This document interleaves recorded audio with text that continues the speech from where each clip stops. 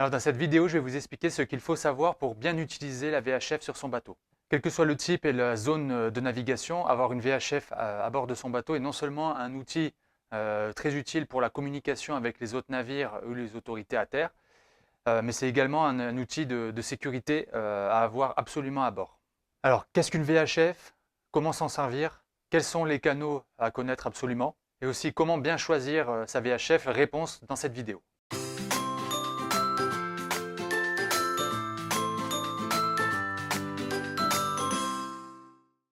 Salut les amis marins, ici Florian du blog nautismepratique.com, le site internet et la chaîne YouTube où vous allez apprendre à bien utiliser et à bien entretenir vous-même votre bateau. Si vous êtes nouveau sur la chaîne, n'hésitez pas à vous abonner maintenant et à cliquer sur la petite notification pour être alerté quand une nouvelle vidéo sera publiée. Alors comme je disais dans l'introduction, vraiment la VHF c'est un équipement à avoir à bord obligatoirement, même si on a un tout petit bateau. C'est rien que pour la sécurité, pour appeler à l'aide en cas de problème, voilà, c'est vraiment le nécessaire. On peut utiliser le téléphone, il n'y a pas de problème, mais s'il n'y a pas la couverture, on va être embêté. Donc la VHF, même une petite VHF portable, c'est absolument indispensable sur tous les bateaux. Donc maintenant, qu'est-ce que c'est une VHF? C'est un acronyme en anglais qui veut dire Very High Frequency. Donc c'est un appareil électronique qui va vous permettre d'assurer la communication avec des ondes radioélectriques de très haute fréquence, donc entre 30 et 300 MHz. Donc pourquoi il faut avoir une VHF sur son bateau? Tout simplement, ça va vous permettre de communiquer avec les ports, avec les autres bateaux, recevoir la météo par exemple. Ça va vous permettre et surtout de l'utiliser pour émettre des alertes détresse en cas de problème. Vous allez pouvoir aussi être au courant des opérations de sauvetage si on a une en cours dans la zone. Vous allez être alerté en cas de danger à la navigation dans votre zone de navigation.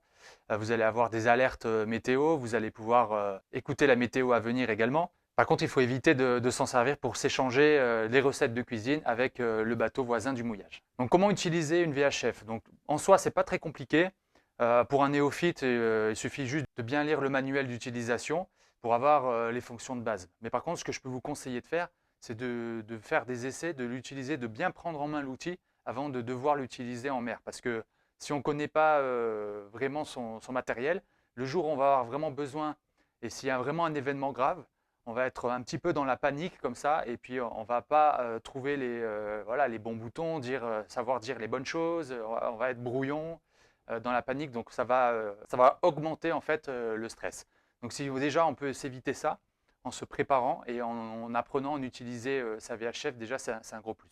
Voilà, donc voilà cette VHF fixe, donc qui est équipée ASN, appel sélectif numérique. Ici avec le bouton Distress, voilà, vous appuyez sur ce bouton et ça va envoyer directement un appel de détresse aux navires et aux stations alentours. Donc voilà, c'est simple d'utilisation. Il y a le bouton de volume qui sert à allumer la VHF. Ici le bouton voilà, rotatif comme on a dit qui va permettre de choisir le canal. Et le réglage du squelch, donc très important, qui va enlever le bruit de fond et qui est à bien régler. Donc là, il est très mal réglé, il est au maximum, c'est-à-dire que là, certains bateaux ne vont pas avoir un signal assez puissant pour pouvoir être reçu. Donc il faudra vraiment voilà, attendre jusqu'à ce qu'il y ait le bruit de fond et revenir à la limite à ce qu'il s'éteigne. Voilà, donc là, le squelch, on va faire juste le nécessaire. Voilà, on ne va pas plus loin. On a éliminé le bruit de fond. On aura un maximum de bateaux qu'on pourra entendre, même ceux qui sont un peu loin avec un signal faible. Après, dans l'utilisation, ce qu'il faut savoir et ce qui est important, c'est que la VHF, ça ne s'utilise pas comme un téléphone. C'est-à-dire que ce n'est pas avec un canal double. On ne peut pas parler et entendre en même temps. Donc simplement, quand on va l'utiliser, on va parler, ensuite on va relâcher le bouton pour pouvoir entendre la réponse. On ne peut pas s'échanger comme ça. Donc maintenant, voilà, si vous deviez connaître que quelques canaux à utiliser, c'est très simple. Donc le premier, c'est le canal 16. Donc c'est le canal sur lequel votre VHF devra être en veille à tout moment lorsque vous êtes en navigation. C'est le canal d'appel, le canal de secours. C'est celui qui va être utilisé par les crosses par exemple pour déclencher des secours. C'est celui qui va être utilisé pour des alertes météo. Et c'est celui qu'on peut utiliser aussi en cas de problème pour appeler à l'aide. Mais sur ce canal, on ne va pas l'utiliser pour des discussions. C'est très important voilà, de le laisser libre pour les vraies choses urgentes. Donc si on doit appeler un autre bateau ou une autre station, en général, on va se donner un canal de dégagement pour laisser libre le canal 16 qui doit être prêt à tout moment pour les choses importantes. Ensuite, vous avez le canal 9, c'est celui qui est utilisé par toutes les capitaineries. Donc celui-là, vous allez beaucoup l'utiliser aussi lorsque vous allez communiquer avec la capitainerie, soit dans un nouveau port pour demander s'il y a une place ou demander l'autorisation de manœuvrer, ou quand vous allez sortir pour les alerter que vous laissez la place à disposition. Donc ça, c'est le canal 9. Certains ports utilisent le 12. À savoir aussi, donc il faut bien se renseigner, mais dans la grande majorité des cas, c'est le canal 9 qui est utilisé par les capitaineries. Après, vous avez le canal 10 qui va être utilisé par les sémaphores qui sont positionnés tout le long de la côte. Mais en général, on utilise le 16 pour les appeler, notamment pour faire des essais radio. Ensuite, vous avez les canaux 72 et 77 qui sont des canaux de dégagement qui sont utilisés fréquemment pour les communications entre bateaux dans une même zone géographique. Alors ensuite, comment choisir sa VHF? Est-ce qu'il faut choisir une VHF fixe ou une VHF portable? Donc là, je vais vous donner les avantages et inconvénients des deux. Alors, en ce qui concerne les VHF fixes, ce qu'il faut savoir, c'est qu'à partir de 2004, toutes les VHF fixes qui sont sorties sur le marché sont équipées de la fonction ASN, c'est donc appel sélectif numérique, ou DSC en anglais, Digital Selective Call, ouais, c'est ça. Donc, qu'est-ce que c'est l'ASN? C'est un système qui va permettre d'envoyer des messages automatiquement sur le canal 70 simplement en appuyant sur un bouton. Donc, c'est le petit bouton rouge que vous voyez sur la façade de la VHF qu'il faut utiliser avec parcimonie. En tout cas, si vous le testez, il faut d'abord alerter le sémaphore le plus proche pour lui dire que ce n'est pas un véritable appel de détresse. Alors, à savoir que l'appel sélectif numérique, ça concerne les signaux de détresse, mais également on a la possibilité d'appeler directement un autre bateau à partir du moment où on a son numéro MMSI. Donc on peut l'appeler directement et ça va sonner comme un téléphone sur la VHF du bord et on pourra faire une conversation comme ça, mais appeler directement ce navire en particulier. En tout cas, voilà, si vous appuyez sur ce bouton, ça va donner la position du bateau, son identifiant, le numéro MMSI.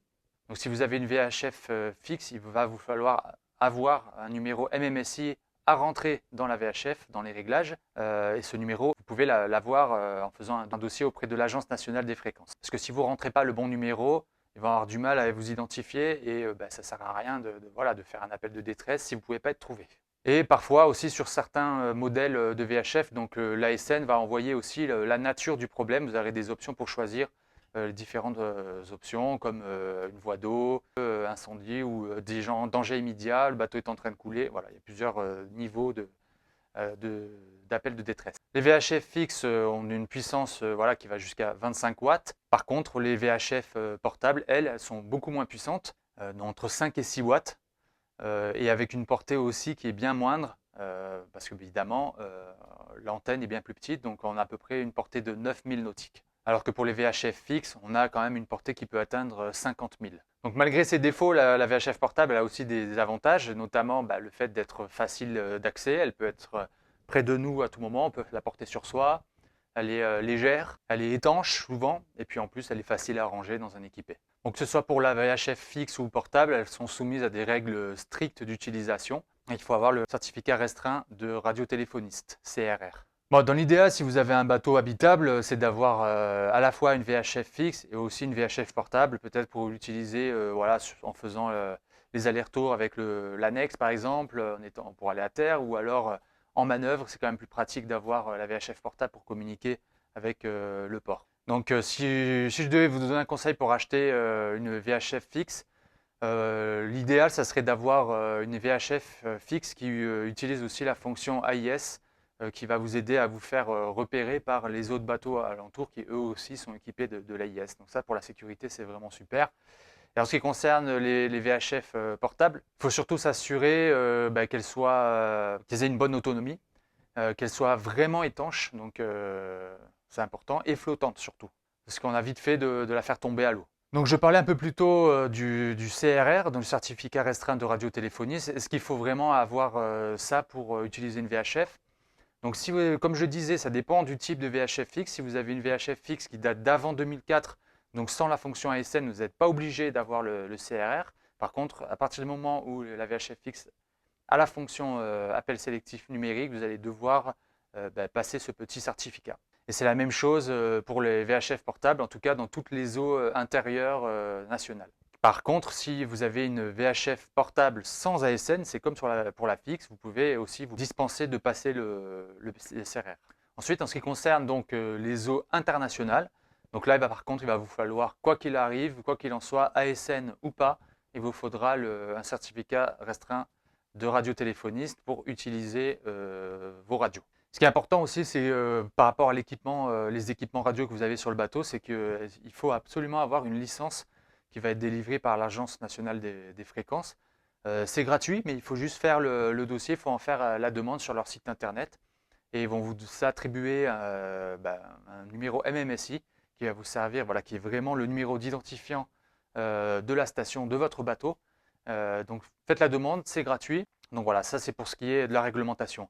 Donc maintenant, si vous voulez aller plus loin, je propose un petit cours en vidéo qui dure à peu près 1h30 avec vraiment le détail où je vous donne des choses concrètes. Je suis sur le bateau avec vous en train d'utiliser la VHF parce que quand on fait quand on suit les cours, par exemple pour le CRR ou d'autres, ou dans les livres ou autres, il y a beaucoup de théorie, c'est très bien.